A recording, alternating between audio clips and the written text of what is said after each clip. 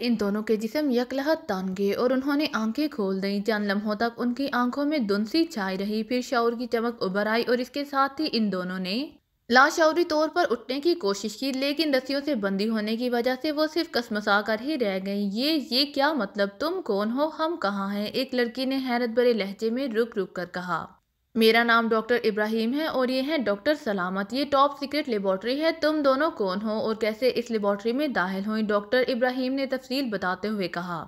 हम बेहोश कैसे हो गईं? क्या हुआ था हमें? एक लड़की ने होंठ चबाते हुए कहा। यहाँ लेबोरेटरी में सिक्योरिटी की गर्ज से और इसलिए कि कोई गलत आदमी अंदर ना आ सके, हमने लेबोरेटरी की हर राहदारी, हर हाल और हर कमरे में रेड स्टार रेस के फायरिंग करने वाले आलात नस्ब कर रखे हैं और यहाँ के हर आदमी के पास ऐसा आला मौजूद होता है जिसकी मौजूदगी की वजह से इस पर रेड स्टार रेस असर नहीं कर सकते। इस तरह कोई अजनबी आदमी किसी सूरत भी अंदर दाखिल नहीं हो सकता और अगर दाखिल हो जाए तो रेड स्टार रेस की फायरिंग की वजह से वो बेहिस और बेहोश हो जाता है। गो इस लेबोरेटरी में काम करते हुए मुझे 8 साल हो चुके हैं, लेकिन ये रेड रेज वाला काम पहली बार हुआ है। तुम दोनों कहाँ से लेबोरेटरी में दाखिल हुई थी और तुम्हारे पास खतरनाक असलहा भी था क्यों? डॉक्टर इब्राहिम ने तेज तेज लहजे में कहा।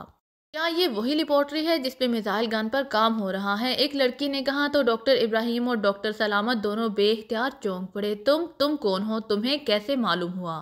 ये तो टॉप सीक्रेट है, डॉक्टर इब्राहिम ने बौखलाए हुए लहजे में कहा। हमारा ताल्लुक पाकिस्तान की एक सरकारी एजेंसी से है। रिपोर्ट मिली थी कि इस लेबोरेटरी में क्राउन क्लब का मालिक और जनरल मैनेजर फ्रेड लड़कियां और शराब किसी खुफिया रास्ते से सर्कल हाउस में पहुंचाता है। लड़कियां तो मुखबर के मुताबिक कमांडो तक महदूद रहती हैं, जबकि शराब यहां भिजवाई जाती है। हम इस मामले की इंक्वायरी के लिए खुफिया तौर पर यहाँ पहुंची, लेकिन हम पर कोई रेज अचानक फायर हो गई और हम बेहोश हो गए। लेकिन हमने मुकम्मल तौर पर बेहोश होने से पहले अपने हेडक्वार्टर कॉशन दे दिया था और जैसे ही कॉशन चेक होगा हुकूमत की आधी से ज्यादा मशीनरी यहाँ पहुंच जाएगी। एक लड़की ने कहा। तुम बकवास कर रही हो, तुम गलत कह रही हो, तुम हमारे दुश्मनों की एजेंट्स हो, इसलिए सब कुछ बता दो वरना तुम्हारे जिस्म का एक एक रेशा अलहदा कर दूंगा। मेरा नाम डॉक्टर सलामत है, समझी? डॉक्टर सलामत ने अपने तौर पर बड़े गसीले लहजे में गराते हुए अंदाज में कहा, लेकिन इसके लहजे के खोखलेपन ने इन लड़कियों पर तो जो असर किया होगा सो किया होगा। डॉक्टर इब्राहिम को भी यूं महसूस हुआ जैसे डॉक्टर सलामत ने धमकी देने की बजाय कोई मजाक किया हो। तुम पहले अपना नाम बताओ, डॉक्टर इब्राहिम ने कहा। मेरा नाम जूलियन है और ये मेरी ट्विन सिस्टर्स है, मोगी।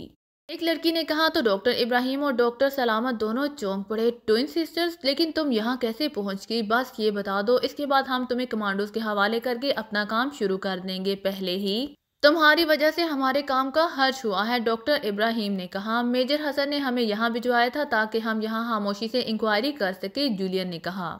ये बकवास कर रही है सर, आप जाए, मैं खुद इनसे निमट लूंगा, डॉक्टर सलामत ने यकलहत चीख कर कहा और इसके साथ ही वो उठकर इस तरफ इनकी तरफ बढ़ा जैसे वो जूलियन के मुंह पर थप्पड़ मारना चाहता हो। लेकिन जैसे ही वो मोगी के करीब पहुंचा ताकि इसे क्रॉस करके जूलियन तक पहुंच सके कि यकलहत चीखता हुआ उछलकर पीछे कुर्सी पर बैठे हुए डॉक्टर इब्राहिम पर आ गिरा और फिर पलटकर नीचे जा गिरा। डॉक्टर इब्राहिम चीखता हुआ उलटकर कुर्सी समेत नीचे फर्श पर गिरता चला गया। डॉक्टर इब्राहिम को एक लम्हे के लिए तो यूं महसूस हुआ जैसे इसके जिस्म की तमाम हड्डियां टूट गई हों, लेकिन फिर डॉक्टर सलामत के हलक से निकलने वाली चीख ने इसे होश दिलाया और वो बिजली किसी तेजी से उठने लगा। लेकिन दूसरे लम्हे इसने इस लड़की मोगी को अपने ऊपर झपटते देखा और फिर इसकी पसलियों पर जोरदार जरब लगी और डॉक्टर इब्राहिम को यूं महसूस हुआ जैसे इसका सांस इसके हलक में पत्थर बनकर रह गया हो। फिर न जाने कितनी देर गुजर गई कि अचानक जैसे बड़े नाले के सामने पत्थर आ जाने से नाले का बहाव रुक जाता है और फिर पत्थर हट जाने की वजह से नाला अपनी पूरी कुव्वत से बहने लगता है। इसी तरह इसका रुका हुआ सांस जैसे ही बहाल हुआ, इसे यूं महसूस हुआ जैसे यकलहत वो हल्का फुल्का हो गया हो।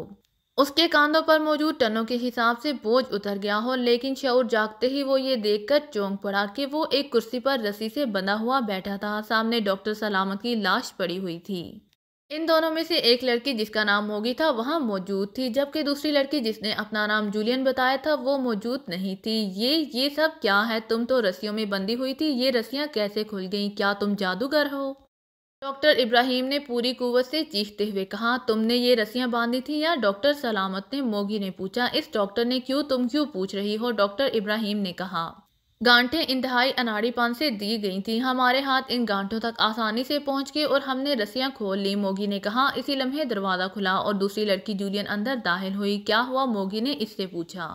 अब इस लेबॉर्ट्री में सिर्फ ये डॉक्टर इब्राहिम जिंदा रह गया है, बाकी सबको मैंने हलाक कर दिया है। जूलियन ने इस अंदाज में कहा जैसे वो इंसानों की बजाय कीड़ों मकोड़ों की बात कर रही हो। ये तुम क्या कह रही हो, क्या मतलब? डॉक्टर इब्राहिम ने बौखलाए हुए लहजे में कहा, तुमने सुना नहीं कि मैंने क्या कहा है? क्या तुम बहरे हो? मैं कह रही हूँ कि तुम्हारी लेबॉर्ट्री के तमाम साइंसदानों और इनके असिस्टेंट सबको मैंने हलाक कर दिया है। जूलियन ने गसीले लहजे में कहा, ये कैसे मुमकिन है? ऐसा तो मुमकिन ही नहीं है। इतनी बड़ी लेबॉर्ट्री में फैले हुए साइंसदानों और उनके मावनीन को तुम अकेली औरत कैसे हलाक कर सकती हो? फिर तुम्हारा असलहा तो डॉक्टर सलामत के पास था। ओ तुमने तो डॉक्टर सलामत को भी हलाक कर दिया है। डॉक्टर इब्राहिम ने बात करते करते सामने फर्श पर डॉक्टर सलामत की लाश को देखकर चौंकते हुए कहा, अब बताओ डॉक्टर इब्राहिम के एम गन का फार्मूला कहाँ रखा हुआ है? और ये सुन लो कि मैं भी मिजाज साइंसदान हूँ, इसलिए मुझे दाज देने की कोशिश ना करना। जूलियन ने आगे बढ़कर डॉक्टर इब्राहिम के सामने रुकते हुए बड़े सख्त लहजे में पूछा, एम गन क्या मतलब? कैसी एम गन? ये तो टॉप सीक्रेट लेबॉर्ट्री है। यहाँ तो ऐसी एटॉमिक बैटरियां बनाए जाने पर काम हो रहा है जिनकी मदद से बिजली पैदा की जा सके। डॉक्टर इब्राहिम ने बड़े बोले और मासूम से लहजे में कहा, तुम हट जाओ, मैं इससे पूछती हूँ। मोगी ने आगे बढ़ते हुए कहा, ठीक है, तुम इससे पूछो, मैं इस दौरान इसके ऑफिस और बाकी कमरों की तफसीली तलाशी ले लूँ। हमें जल्द अज जल्द यहाँ से निकलना होगा, जूलियन ने कहा और तेजी से मुड़कर बैरूनी दरवाजे की तरफ बढ़ती चली गई। हाँ, आप बताओ कि कहाँ है फार्मूला? मोगी ने आगे बढ़कर यकलहत पूरी कुव्वत से कुर्सी पर बैठे हुए डॉक्टर इब्राहिम के मुंह पर थप्पड़ मारते हुए कहा। डॉक्टर इब्राहिम के मुंह से बेख्तियार चीख सी निकल गई, तुम मुझे मार रही हो? तुम 2 टके की औरत! मैं इतना बड़ा साइंसदान हूँ, मैं लेबॉर्ट्री इंचार्ज हूँ, मैं हुकूमत का बहुत बड़ा अफसर हूँ। तुम औरत होकर मुझे मार रही हो? मुझे? मैं तुम्हारा खून पी जाऊंगा। डॉक्टर इब्राहिम ने थप्पड़ खाते ही इस अंदाज में बोलना शुरू कर दिया जैसे इसे किसी तौर पर समझ ना आ रही हो कि कोई औरत भी इसे मार सकती है। बताओ कहाँ है फार्मूला, बताओ, मोगी ने चीख कर कहा और इसके साथ ही उसने दोनों हाथ डॉक्टर इब्राहिम की दोनों आंखों पर रखकर अपने हाथों के अंगूठों का दबाव डॉक्टर इब्राहिम की दोनों आंखों के इख्तिताम पर डाला। तो पहले चंद लम्हों तक तो डॉक्टर इब्राहिम के मुंह से अजीब सी हूं हूं की आवाजें निकलती रहीं। फिर इसका कुर्सी से बंधा हुआ जिस्म इस तरह फड़कने लगा जैसे रिबा होती हुई बकरी फड़कती है। तो मोगी ने दोनों हाथ एक झटके से हटाए। इसके साथ ही डॉक्टर इब्राहिम के हलक से यकलहत इस तरह चीखें निकलने लगी जैसे गले में खासी तादाद में चीखें जमा हो गई थी जो अब एक के बाद दिगरे निकल रही हूँ। डॉक्टर इब्राहिम का पूरा जिस्म इस तरह कांप रहा था जैसे लाखों वोल्टेज इलेक्ट्रिक करंट इसके पूरे जिस्म से मुसलसल गुजर रहा हो। इसका चेहरा बुरी तरह बिगड़ गया था। बोलो वरना, मोगी ने एक बार फिर दोनों हाथ उठाकर इसकी आंखों की तरफ बढ़ाते हुए कहा। बब बताता हूँ, ये नाकाबिले बर्दाश्त तकलीफ है, मत दो ये तकलीफ, ये गैर इंसानी तकलीफ है, बताता हूँ। डॉक्टर इब्राहिम ने यकलहत हज़ियानी अंदाज में चीखते हुए कहा, बताओ, बोलो, मोगी ने चीख कर कहा। तो डॉक्टर इब्राहिम ने इस तरह चीख चीख कर बोलना शुरू कर दिया जैसे टेप रिकॉर्डर किसी ने पूरी आवाज में ऑन कर दिया हो। जब वो खामोश हुआ तो मोगी ने इससे सवालात करने शुरू कर दिए और थोड़ी देर में ही इसने फार्मूले के बारे में सब कुछ मालूम कर लिया। चंद लम्हों बाद जूलियन अंदर दाखिल हुई। मैंने पूरी लेबॉर्ट्री छान मारी है, सारी अलमारियां और सारे सेफ देख लिए हैं, लेकिन हैरत है कि फार्मूले की कोई फाइल या सीडी मौजूद नहीं है। तुमने कुछ मालूम किया है इससे? जूलियन ने कहा। हाँ, मोगी ने जवाब दिया और फिर इसने तफसील से सब कुछ बता दिया। ओ ये तो आखिरी हरबा होता है। थोड़ी देर बाद इसका नर्वस ब्रेक डाउन हो जाएगा और इसका जहन खत्म हो जाएगा। हमने इससे गन के पार्ट्स और गन के इस्तेमाल के बारे में अभी बहुत कुछ मालूम करना था। जूलियन ने गसीले लहजे में कहा, गन को भूल जाओ, गन इस फार्मूले से हमारे साइंसदान खुद ही तैयार कर लेंगे और सब कुछ मालूम कर लेंगे, वरना इस गन के साथ हमें इस मुल्क से बाहर नहीं जाने दिया जाएगा, इसलिए सिर्फ फार्मूला ही निकाल कर ले जाएंगे। मोगी ने कहा, ये कैसे हो सकता है? फार्मूले से ज्यादा अहम बनाई गन होगी। फार्मूला तो बुनियादी खुदहाल रखता है, इस पर मजीद रिसर्च अमली तौर पर होती रहती है, इसलिए हमें गन और उसके पार्ट साथ ले जाने होंगे और वो मैं ले जाऊंगी, लेकिन पहले ये फार्मूला ले आऊं, ये तो शायद खत्म हो चुका है, जूलियन ने कहा और फिर वो तेजी से कुर्सी पर बैठे और सर को आगे की तरफ डलके हुए अंदाज में डॉक्टर इब्राहिम की तरफ बढ़ी। उसने उसके बाल पकड़कर इसका सर ऊपर की तरफ एक झटके से उठाया तो डॉक्टर इब्राहिम की बंद आंखें आहिस्ता से खुली, लेकिन इसकी आंखों में शऊर की चमक गायब हो चुकी थी। वही हुआ, इसका जहन खत्म हो चुका है, अब इसकी मौत लाजमी हो गई है। मैंने इससे मजीद मालूमात हासिल करनी थी, जूलियन ने डॉक्टर इब्राहिम के बाल छोड़ते हुए चीख कर कहा और फिर पीछे हटकर इसने जेब से मशीन पिस्टल निकाला और दूसरे लम्हे तरतराहट की तेज आवाज़ों के साथ ही डॉक्टर इब्राहिम बगैर चीहे मौत के घाट उतार दिया गया। कार हाथी तेज रफ्तारी से काम्बो की तरफ बढ़ी चली जा रही थी। ड्राइविंग सीट पर सफ्तर और साइड सीट पर कैप्टन शकील था। इन दोनों ने लाइट क्लब के फ्रैंक को 4 स्टार्स के हेडक्वार्टर में लाकर इससे ट्विन सिस्टर्स के बारे में पूछगिछ की थी और फ्रैंक ने अपनी जिंदगी के वादे पर इन्हें बता दिया था कि ट्विन सिस्टर्स यूरोपीय मुल्क कास्पा की सरकारी एजेंसी फार्टून की सुपर एजेंट्स हैं और वो यहाँ मिसाइल गन या इसके फार्मूले के हसूल के लिए काम कर रही हैं और इसका अपना ताल्लुक भी कास्पा की इस सरकारी एजेंसी फार्टून से है। और ट्विन सिस्टर्स ने इससे ये मालूम कर लिया था कि काम्बो के एक मखसूस अहाते जिसे सर्कल हाउस कहा जाता है से मुल्क का टॉप सीक्रेट लेबोरेटरी है। सर्कल हाउस में मिलिट्री के कमांडोज रहते हैं जिनका इंचार्ज मेजर हसन है, लेकिन इसका कोई ताल्लुक लेबोरेटरी से नहीं है। इस सर्कल हाउस में क्राउन क्लब का मालिक फ्रेड लड़कियां और शराब की सप्लाई भिजवाता रहता है, लेकिन ये काम खुफिया तौर पर होता है। इसके लिए कोई खुफिया रास्ता इस्तेमाल किया जाता है, लेकिन फ्रैंक के बकौल फ्रेड ने इसलिए इस रास्ते के बारे में बताने से इनकार कर दिया था कि इस तरह इसकी मुस्तकिल आमदनी खत्म हो सकती है। इसके बाद ट्विन सिस्टर्स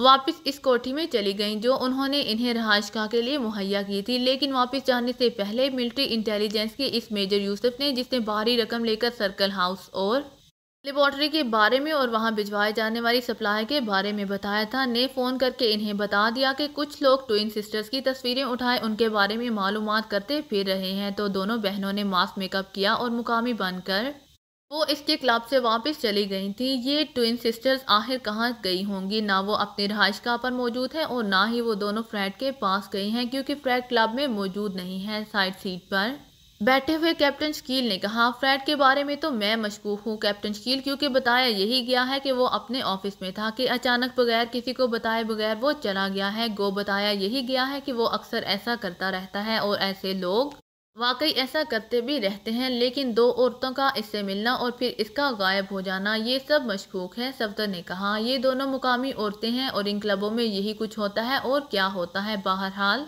अब तुम काम्बो क्यों जा रहे हो? वहाँ हम क्या करेंगे? कैप्टन शकील ने कहा, इसलिए जा रहे हैं कि मुझे शक है कि ये ट्विन सिस्टर फ्रेड से मालूमात हासिल करके वहाँ ना पहुँच गई हों और हम इन्हें दारुल हुकूमत में ही तलाश करते फिरें और वो अपना काम मुकम्मल करके निकल भी जाएं। सफदर ने जवाब दिया, तो तुम इसलिए इस नतीजे पर पहुंचे हो कि ये ट्विन सिस्टर्स दोनों जगहों पर यानी ना अपनी रहायशगाह पर मिली हैं और ना ही फ्रेड के क्लब में। कैप्टन शकील ने कहा, हमने वहां 2 घंटे इंतजार किया है और क्या करें? सफदर ने जवाब देते हुए कहा, वहां जाने से पहले चीफ या कम अज कम इमरान साहब से रब्ता कर लेना चाहिए था। चंद लम्हों की खामोशी के बाद कैप्टन शकील ने कहा, क्या ज़रूरत है? हम वहाँ सिर्फ ये चेक करने जा रहे हैं कि वहाँ हालात ठीक हैं या नहीं। हो सकता है कि ये दोनों लड़कियाँ वहाँ गई हों और वहाँ गिरफ्तार होकर या हलाक होकर मिलिट्री इंटेलिजेंस की तहवील में चली गई हों, क्योंकि वहाँ मिलिट्री इंटेलिजेंस का कंट्रोल है। सफदर ने जवाब देते हुए कहा, ओके, अब वहाँ जाकर क्या मालूम होगा कि कौन किसकी तहवील में है? कैप्टन शकील ने कहा। तो सफदर बेख्तियार चौंक पड़ा। तुमने ये बात किस पे राय में कही कैप्टन शकील? सफदर ने कहा। तो कैप्टन शकील बेख्तियार हंस पड़ा। जिस तरह तुम इस नतीजे पर पहुंचे कि ये दोनों बेहद तेज रफ्तार एजेंट्स हैं, इसलिए तुम इन्हें चेक करने के लिए सर्कल हाउस जा रहे हो, हालांकि इनके वहां जाने के बारे में कोई इत्तला तुम्हें नहीं मिली। इस तरह मेरा भी यही ख्याल है कि ये दोनों बेहद तजर्बाकार, तेज और फाल एजेंट्स हैं। फ्रैंक ने जो कुछ बताया है इससे यही साबित होता है, इसलिए हो सकता है कि बजाय इन दोनों के मेजर हसन की तहवील में होने के खुद मेजर हसन और इनके कमांडो इन दोनों की तहवील में हो। कैप्टन शकील ने तफसील से जवाब देते हुए कहा। तो सफदर ने इस अंदाज में सर हिला दिया जैसे वो कैप्टन शकील के तजिए से 100% इत्तेफाक रखता हो।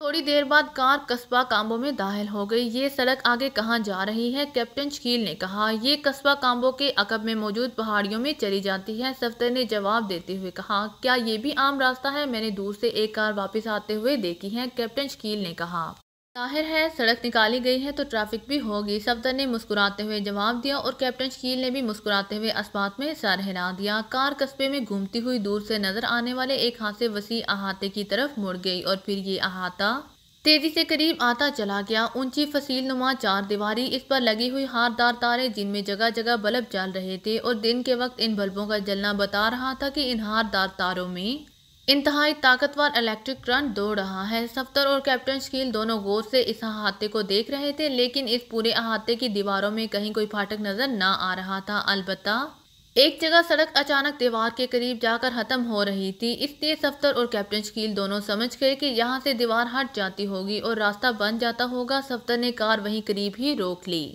अब क्या करें, इसे क्रॉस करने का तो कोई जरिया नजर नहीं आ रहा। सफदर ने कहा, यहाँ का फोन नंबर इंक्वायरी से मालूम करो और फिर मेजर हसन को फोन करो, अपना तारुफ स्पेशल पुलिस वाला करा देना। कैप्टन शकील ने कहा। तो सफदर ने अस्पात में सर हिला दिया। फिर जेब से सेलफोन निकालकर इसने इसे ऑन करके इंक्वायरी से राब्ता करके इसने नंबर प्रेस करने शुरू कर दिए। Yes inquiry please. राब्ता होते ही एक नस्वानी आवाज सुनाई दी। आप दारुल हुकूमत की इंक्वायरी से बोल रही हैं या किसी और शहर की इंक्वायरी से? सफदर ने कहा, दारुल हुकूमत इंक्वायरी से दूसरी तरफ से कहा गया, लेकिन मुझे तो काम्बो टाउन की इंक्वायरी से राब्ता करना है। सफदर ने कहा, वो छोटा सा टाउन है, इसलिए इसकी इंक्वायरी भी दारुल हुकूमत के साथ मुंसलिक है। फरमाइए कौन सा नंबर चाहिए आपको? दूसरी तरफ से इंतहाई इहलाक भरे लहजे में कहा गया।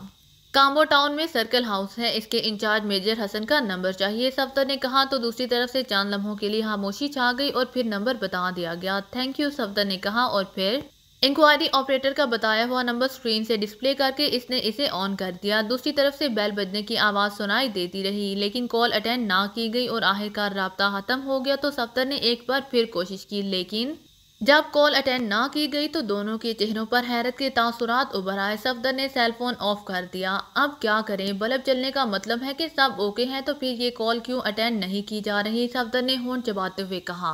हो सकता है कि किसी सेल फोन की वजह से कॉल अटेंड ना की जा रही हो, हमें यहाँ किसी पब्लिक फोन बोर्ड से ट्राई करना चाहिए। कैप्टन शकील ने कहा। ये क्या बात हुई? सफदर ने चौंक कर कहा। मिलिट्री इंटेलिजेंस वाले आम सेल फोन से लिंक नहीं होने देते, ये मैंने अक्सर देखा है। कैप्टन शकील ने कहा। ठीक है, ट्राई कर लेते हैं, सफदर ने कहा और इसके साथ ही इसने कार बैक की और फिर इसे मोड़कर वापस कस्बे के अंदरूनी बाजार की तरफ बढ़ने लगा। थोड़ी देर बाद उसने कार एक पब्लिक फोन बूथ के सामने ले जाकर रोक दी और फिर नीचे उतरकर वो तेजी से पब्लिक फोन बूथ में दाखिल हो गया। थोड़ी देर बाद ही वो वापस आया और कार में बैठ गया। क्या हुआ? कैप्टन शकील ने पूछा। वही जो पहले हुआ है, कॉल अटेंड नहीं की जा रही, सफदर ने जवाब दिया और इसने कार स्टार्ट ही की थी कि अचानक दूर से खौफनाक धमाकों और गड़गड़ाहट की आवाज़ें सुनाई देने लगीं और वो दोनों बेइख्तियार उछल पड़े। इन दोनों की नजरें इस तरफ को जम गई जिधर से आवाज़ें सुनाई दे रही थीं और फिर फिजा में धुआं और शोले उठते नजर आने लगे। खौफनाक धमाकों से मालूम होता था कि कोई खौफनाक बम यके बाद दीगरे मुसलसल फटे चले जा रहे हों। पूरे कस्बे में अफरा तफरी का सा आलम नजर आने लगा। ओ ये तो लेबॉर्ट्री और सर्कल हाउस को तबाह किया जा रहा है। Very bad. इसलिए कॉल अटेंड ना की जा रही थी, सफदर ने कहा और इसके साथ ही इसने कार आगे बढ़ा दी। थोड़ी देर बाद वो इस तरफ पहुंचकर रुक गए जहां से धुआं उठता नजर आ रहा था। लोग वहां उमड़े पड़ रहे थे, फसील के पत्थरों ने जैसे बारिश कर दी थी और वहां जख्मी और लाशें भी सड़कों पर बिखरी हुई नजर आ रही थीं। अगर हम पब्लिक फोन बहुत कॉल करने ना चले जाते तो फिर भी हमारी लाशें यहाँ पड़ी नजर आती, सफदर ने कहा। इसका मतलब है कि हमें वापस दारुल हुकूमत चलना चाहिए। ये ट्विन सिस्टर्स अब वहाँ पहुंचेंगी। चलो सफदर, फौरन निकल चलो, कैप्टन शकील ने चीख कर कहा। तो सफदर ने इस्तरारी तौर पर कार को आगे बढ़ा दिया और फिर चंद लम्हों बाद कार तेजी से दारुल हुकूमत की तरफ बढ़ी चली जा रही थी। इस कस्बे में शायद कोई मिलिट्री यूनिट भी मौजूद था, क्योंकि अब मिलिट्री की गाड़ियां, एम्बुलेंस और जीपें तेजी से जाए वकुआ की तरफ बढ़ती दिखाई दे रही थीं। इसलिए वो दोनों मुतमईन थे कि जख्मियों को बर वक्त तभी इमदाद मिल जाएगी। दारुल हुकूमत में हमें ट्विन सिस्टर्स की रहायशगाह पर जाना होगा, कैप्टन शकील ने कहा।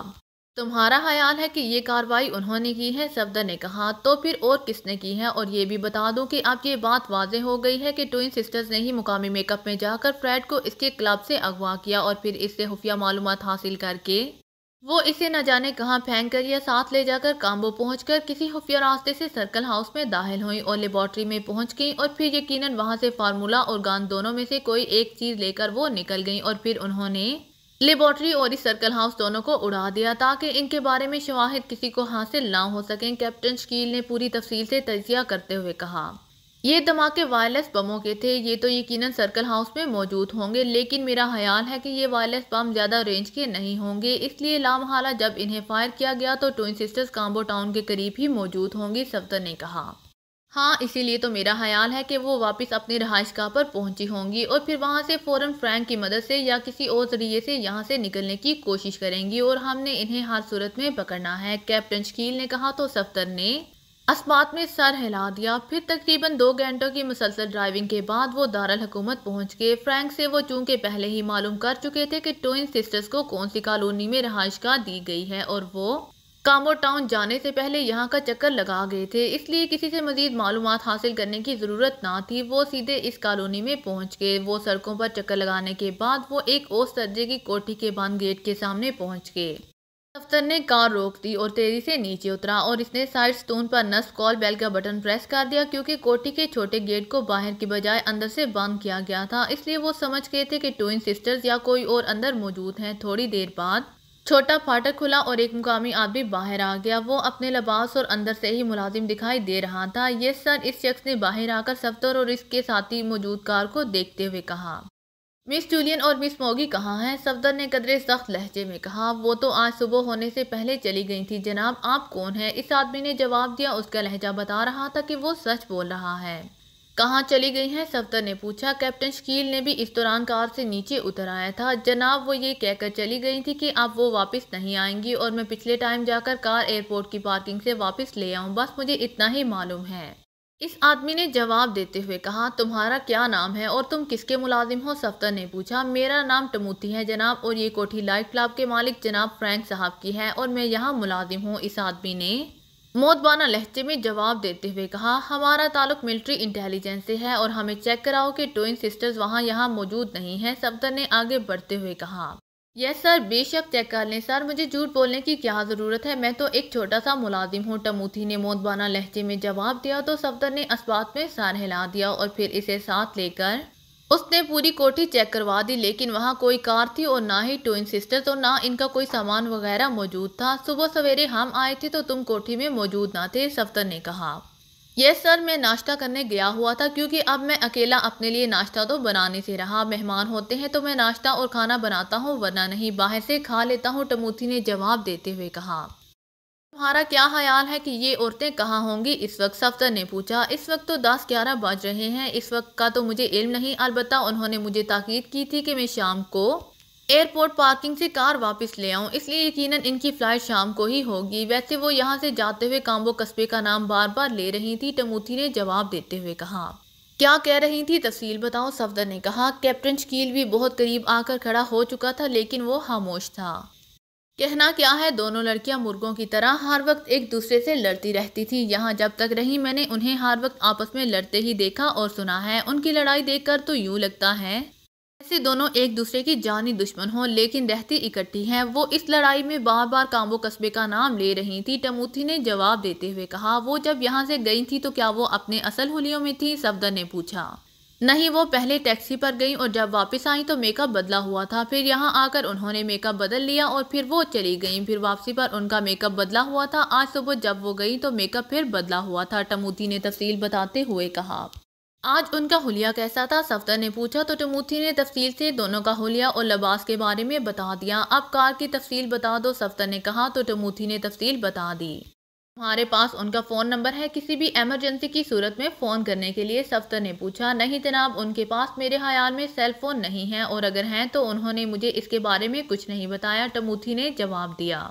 ओके शुक्रिया, सफदर ने कहा और वापस खुले हुए फाटक की तरफ मुड़ गया। कैप्टन शकील इसके पीछे था। अब कहाँ जाना है? कैप्टन शकील ने कहा। जाहिर है अब एयरपोर्ट जाना है। पहले भी हमसे हमाकत हो गई है कि हम एयरपोर्ट जाने की बजाय यहाँ आ गए हैं। वो सुपर एजेंट्स हैं तो यहाँ से सारा प्रोग्राम बनाकर गई होंगी। उन्होंने यकीनन टमूथी को डांट देने के लिए कहा है कि शाम को एयरपोर्ट पार्किंग से कार ले आए, सफदर ने कहा। तो कैप्टन शकील ने इस बात में सर हिला दिया। थोड़ी देर बाद इनकी कार एयरपोर्ट की हदूद में दाखिल हो रही थी। वो अब सीधे जनरल पार्किंग में मौजूद थे। कार रोक कर वो नीचे उतरे तो इनकी नज़रें वहाँ मौजूद कारों का इस तरह जायजा ले रही थी जैसे ये कारों की खरीदो फरोख्त का मुकाम हो और वो कार खरीदने की नीयत से इन्हें बगौर चेक कर रहे हों। यहाँ तो ट्विन सिस्टर्स की कार मौजूद नहीं है। क्या मतलब? सफदर ने हैरत भरे लहजे में बड़बड़ाते हुए कहा। मतलब बज़ाहिर तो यही है कि वो अभी तक यहाँ पहुँची ही नहीं, लेकिन ऐसा मुमकिन नहीं है। ज़रूर कोई खुसूसी अंदाज का डांच दिया जा रहा है, कैप्टन शकील ने कहा। और फिर वो दोनों पार्किंग से निकलकर एयरपोर्ट की इमारत में दाखिल हुए। थोड़ी देर बाद वो ये भी चेक कर चुके थे कि आज की तारीख में कोई चार्टर्ड फ्लाइट नहीं गई और ना ही ट्विन सिस्टर्स किसी भी मेकअप में यहाँ से गई हैं। इसका मतलब है कि असल डांच एयरपोर्ट पर पार्किंग का दिया हुआ है। ये दोनों फार्मूला या गन लेकर किसी और रास्ते से निकल गई हैं, लेकिन फ्लाइट से हटकर दो रास्ते हैं और फिर काफिरिस्तान जाने के लिए तो एक समुद्री रास्ता है और दूसरा रेल के जरिए। लेकिन वो क्यों इन रास्तों को इख्तियार करेंगी? सफदर ने कहा और फिर यकलहत इस तरह चौंक पड़ा जैसे उसे अचानक कोई बात याद आ गई हो। ओ मैंने कोठी को चेक करते हुए एक मेज पर एक तारफी कार्ड पड़ा हुआ देखा था, जो मैंने उठाकर एक नज़र देखा और फिर जेब में डाल लिया था। इस पर किसी लॉर्ड जैकब का नाम और नीचे सोशाक का नाम लिखा हुआ था। कार्ड मेरी जेब में होगा, सफ्दर ने कहा, और फिर इसने कोट की अंदरूनी और बैरूनी जेबों को चेक करना शुरू कर दिया। थोड़ी देर बाद इसने एक जेब से एक छोटा सा विजिटिंग कार्ड निकाल लिया। ये देखो, सफ्दर ने कार्ड कैप्टन शकील की तरफ बढ़ाते हुए कहा। हाँ, मैं जानता हूँ, इसे सोशाक कोई जगह का नाम नहीं है, ये एक खुफिया क्लब का नाम है और ये क्लब रास्ताखान एरिया में है और ये लॉर्ड जैकब काफरिस्तान और पाकिस्तान के दरमियान असलहे का बहुत बड़ा स्मगलर है, कैप्टन शकील ने कहा। इस कार्ड का इस कोठी में मौजूदगी का मतलब है कि ये दोनों इस लॉर्ड जैकब की मदद से काफरिस्तान स्मगल होना चाहते हैं, सफ्दर ने कहा।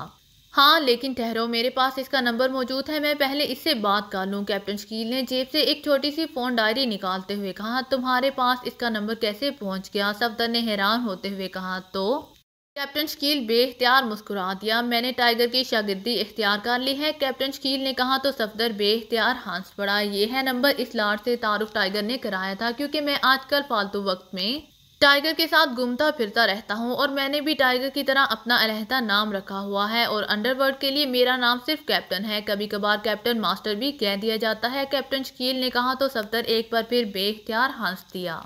ओके, आज से मैं भी तुम्हारे साथ टाइगर की शागिर्दी कर लूंगा, कम से कम वक्त तो अच्छा गुजरेगा, सफ्दर ने हंसते हुए कहा। तो कैप्टन शकील ने मुस्कुराते हुए अस्वात में सर हिला दिया और फिर जेब से सेलफोन निकालकर इसने इसे ऑन किया और फिर डायरी में दर्ज नंबर प्रेस करने शुरू कर दिए। फिर जब इसने कॉल सेंड का बटन प्रेस किया तो दूसरी तरफ से घंटी बजने की आवाजें सुनाई देने लगी। यस, एक भारी आवाज सुनाई दी।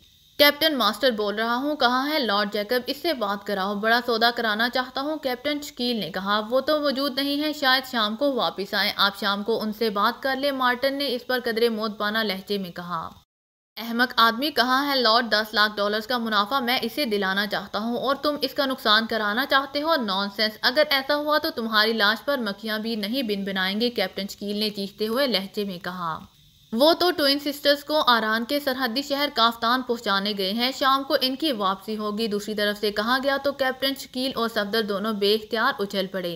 ट्विन सिस्टर्स वो कौन है और कहाँ छोड़ने गए हैं वो, कैप्टन शकील ने चीखते हुए कहा। मुझे तो मालूम नहीं, मुझे तो सिर्फ इतना पता है कि लाइन क्लब के फ्रैंक ने इन्हें फोन करके बुलाया, वो वहां गए और फिर उन्होंने मुझे फोन करके बताया कि वो ट्विन सिस्टर्स को छोड़ने कार पर आरान के सरहदी शहर काफ्तान जा रहे हैं, शाम तक वापस आ जाएंगे, मुझे बस इतना मालूम है, इससे ज्यादा नहीं, मार्टिन ने कहा। ओके, शाम को बात हो जाएगी, कैप्टन शकील ने कहा और इसके साथ ही इसने फोन ऑफ कर दिया। वो बेहद होशियार औरतें हैं, वो काफरिस्तान जाने की बजाय आरान के जरिए निकल रही हैं, लेकिन मेरा ख्याल है कि वो नॉर्मल स्पीड से जाएंगे, जबकि हम फुल स्पीड पर चलें तो इन्हें आसानी से पकड़ सकते हैं, सफदर ने कहा। तो कैप्टन शकील ने इस बात में सर हिला दिया।